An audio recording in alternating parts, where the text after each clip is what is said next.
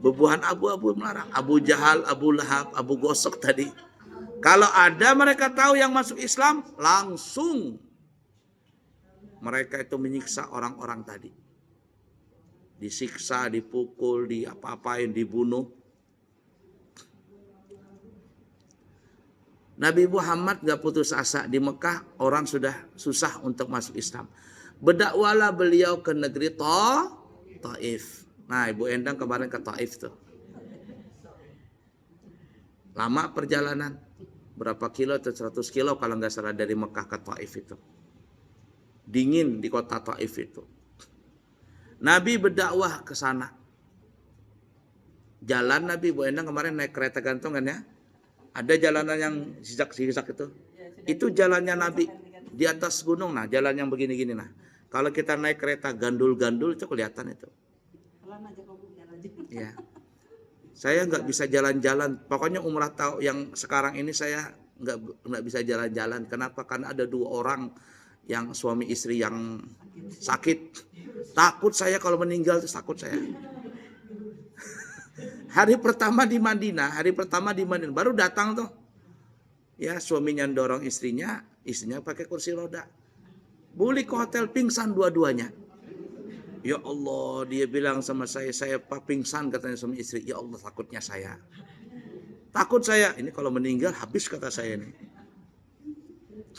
Tidak tenang saya. Jadi ya sudah jamaah aja Bu Endang, sana jalan sana. Saya di hotel saja nungguin yang berdua ini. Nah itu. Jadi ada 4 Taif gitu. Suaminya ikut, istrinya tinggal. Sebenarnya nggak mau ikut pian kalau kada 4 kada tahu ceritanya di Taif. Bini pian aja di sini biar aku nang menjagai di hotel. Bininya kan bepempes tuh kasihan kursi roda.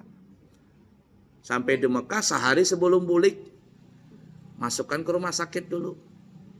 Kirain istrinya yang bahaya, sekalinya suaminya yang bahaya. Suaminya yang sakit masuk rumah sakit di apa namanya itu? Diimpus dulu 1 botol. Ya. Kirain suaminya sehat aja, ternyata sakit suaminya. Kenapa? Karena bergaya supaya dilihat gagah aja padahal sakit. Kan gengsi mendorong bini garing kan. Takut saya waktu itu. Nah, kenapa dia sakit suaminya? Oh, ternyata baru dia bilang di Mekah tuh. Ulun ini katanya penyakit gula. Nah, kai. Sudah tahu kenapa kena penyakit gula? Minumnya kopi, sekali minum 2 gelas bergula-gula biasa. Padahal bahwa gula ada Tropicana Sim ada, tapi nggak diminumnya. Sarik kami pian ini jangan begitu. Nanti kalau ada apa-apa kami yang repot. Nah itu. Nah tuh istrinya juga begitu. Tapi alhamdulillah sehat. Artinya saya tuh sampai boleh ke Balikpapan ada aja. Kenapa ya? Saya ini dari syariatnya bahasa kitanya takutan juga kalau meninggal. Padahal kalau meninggal nggak apa-apa sih. Karena kan meninggalnya di Mekah lagi di Madinah. Cuman kita nggak enak saja kalau sama keluarganya. Tapi kami yakin kenapa? Karena pakai syahadat gantung. Tahu syahadat gantung ibu-ibu? Nah, syahadat gantung itu ya biasanya saya lakukan kalau saya mau berangkat, kalau bawa jamaah mau berangkat tuh saya ajari itu. Jadi yang mau berangkat ini mujarab nih ya, ingatin ya. Yang mau berangkat ini berpelukan dengan 1 orang keluarganya yang ditinggalkan. Yang dia pisah mana? Anaknya, mamanya berangkat berpelukan mama sama anak. Si mamanya ini bilang asyhadu alla ilaha illallah di hadapan anaknya. Tapi anaknya ini nggak boleh jawab wa asyhadu anna Muhammadar Rasulullah. Jangan jawab dulu. Mamanya ini berangkat ke Mekah, umroh dan sebagainya. Nanti ketika kembali yang pertama kali dicari kalau ada orang mau salaman, ada mau pelukan, nggak mau. Mana yang jodohku itu mana? Mana anaknya kemarin? Setelah ketemu dengan anaknya berpelukan, anaknya menyambung wa asyhadu anna Muhammadan Rasulullah. Ini amaliyah nggak ada di kitab. Cuman amaliyah orang Bahari. Keyakinan orang Bahari. Jar orang Bahari namanya syahadat gantung. Apa manfaatnya? 1, Biasanya syahadat gantung ini siapa yang jodohnya itu kadalawas tuh, berangkat umrah dia. Yakin aja. Itu saya sudah buktikan tuh. Saya sudah buktikan, termasuk istrinya Pak Misden itu kan namanya Bu Jumriyah tuh. Nah, udah sampai setahun ibarat kata berangkat. Dan yang kedua, insya Allah kedua orang itu nggak bakalan mati. Kenapa? Karena belum tersampuk syahadatnya itu. Dia nggak bakalan mati. Setelah tersampuk, nah baru jadi gabung syahadatain namanya. Itu yang saya ada keyakinan saja, insya Allah nang berdua ini kada meninggal. Kenapa? Sampai bulik hidup aja. Kenapa? Karena anak cucunya masih ada di Balikpapan yang belum tersampuk syahadatainnya itu. Begitu juga laki bini, jangan orang bahari nikah apa namanya? Nikah batin. Nah, jadi kalau hendak berhubungan badan itu ngucapin itu lakinya asyhadu alla ilaha illallah, bininya wa asyhadu anna muhammadan rasulullah. Bagaimanapun tuh kada mau berpisah dia. Walaupun gonjang ganjing di rumah tangga tuh ini itu berkelahi apa begitu, berpisah ranjang, berpisah rumah, dia bersampuk lagi. Tersampuk lagi itu dia. Cuman repotnya inilah kalau meninggal sikung kada harus meninggal juga. Ini syahadatain tuh Bang dah. Cinta sehidup semati. Banyak guru-guru begitu lawan bininya sehidup semati. Biasanya Bang. Orang cerai mati. Nah, itu tuh. Cerai mati. Lawan kalau mau udah lama mati. Itu jangan orang nikah batin. Baik, kita kembali. Jadi Nabi kita itu pergi ke Taif, ibu-ibu. Pergi ke Taif, 100 kilo dari Mekah. Kurang lebih ke Taif itu. Sampai di Taif ternyata nggak ada yang mau masuk Islam. Malahan Nabi dilemparin pakai batu. Duk, lawan orang kekanakan dilempari. Berdarah Nabi. Beristirahat di satu kebun. Ada orang penjaga kebunnya. Lalu orang ini ngasihkan kurma atau anggur. Nabi diberi anggur tadi makan. Bismillah kata Nabi. Mengucapkan bismillah. Orang ini tanya, engkau mengucapkan apa? Bismillah itu dengan nama Allah. Kata Nabi, iya Allah itu Tuhanku. Lalu Nabi bertanya, siapa namamu? Namaku Adas katanya. Adas. Dari mana kau asalnya? Saya dari negeri sana. Kata Nabi Muhammad, di negeri itu ada seorang Nabi yang bernama Yunus bin Matta.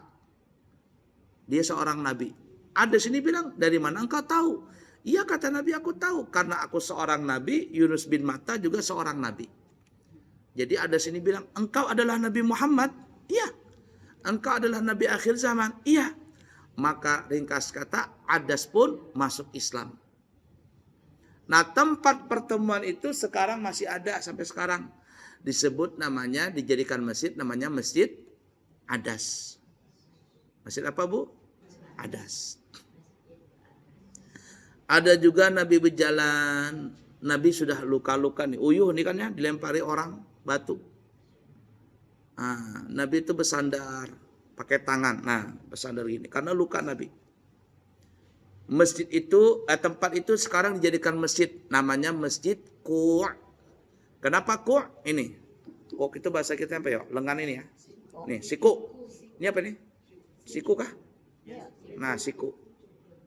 Nabi bersandar begitu. Nabi bersandar di tempat itu pakai siku beliau. Bebuhan orang Taif datang dari atas gunung.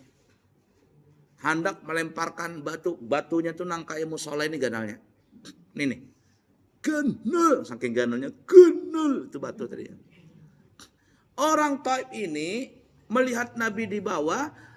Mau menjatuhkan batu dari atas ini. Mau mengelindingkan. Supaya kena Nabi. Malaikat datang. Mengganjal batu nang besar tadi dengan sebuah batu kecil. Mungkin kurang lebih 2 kali meja ini. 2 kali meja ini. Diganjal tuh batu. Yang ganal tuh diganjal dengan batu kecil. Secara hitung-hitungan itu batu pasti jatuh. Tapi malaikat datang mengganjal batu itu dengan batu kecil. Batu itu sampai sekarang masih ada. kalau kita pergi ke Taif biasanya pemandunya akan membicarakan tuh batunya jarnya paling ganal tuh di atas. Kalau ibu-ibu mau tahu coba buka di YouTube itu. Di YouTube. Di Taif, sejarah Taif. Itu dikeluarkan cerita-cerita itu. Ternyata Nabi sampai ke Taif nggak ada yang masuk Islam. Bulik Nabi ke Mekah lagi. Nggak sampai ke Mekah dekat para Ma'la. Ma'la itu pekuburan istri Nabi Siti Khadijah. Dekat situ Nabi dan Zaid bin Harithah beristirahat di malam hari. Belum sampai ke Mekah lagi. Ke Mekah itu mungkin ada 1 kiloan 2 kilo lagi. Nabi beristirahat di situ dulu. Malam hari Nabi keluar tenda, lalu Nabi membuat garis bundar. Lalu memanggil Zaid bin Harithah. Zaid, ya Rasulullah. Zaid ini ibu-ibu anak angkatnya Nabi. Zaid bin Harithah anak angkatnya Nabi. Kesini Zaid. Nggih ya Rasul, ada apa? Kau masuk ke dalam lingkaran ini. Masuk dalam lingkaran ini dan kau jangan ada keluar. Apapun yang kau dengar, apapun yang kau lihat, jangan keluar dari garis lingkaran ini. Maka Zaid bin Harithah pun nurut masuk ke dalam lingkaran itu. Kada lama kemudian angin bergemuruh. Gemuruh angin. Tidak lama kemudian datanglah jin-jin nang ganal-ganal. Jin nang raksasa ini jin zaman bahari. Zaman Nabi Daud, Nabi Musa, datang jin-jin itu menghadap Nabi. Kenapa jin itu datang? Karena mendengar Nabi Muhammad membaca Al-Quran. Lalu jin-jin itu masuk Nah, makanya ada bahasa kitanya jin Islam. Nah, tempat itu sekarang dinamakan namanya Masjid Jin. Sekarang nggak ada pang jinnya lagi. Kalau pang ke situ ketemu jin, hahaha kata jinnya. Ku beri 3 permintaan gitu. Enggak pang Itu ceritanya aja. Sampai sekarang ada masjid jinnya tuh. Ya lah ibu-ibu. Alhamdulillah, walaupun orang-orang Taif gak ada yang masuk Islam, walaupun orang Mekah susah masuk Islam karena diancam lawan bubuhan abu-abu ini. Tapi Nabi tidak berputus asa. Nabi tetap berusaha. Tapi akhirnya masuk juga Islam. Siapa yang masuk Islam? Bangsa jin. Alhamdulillah.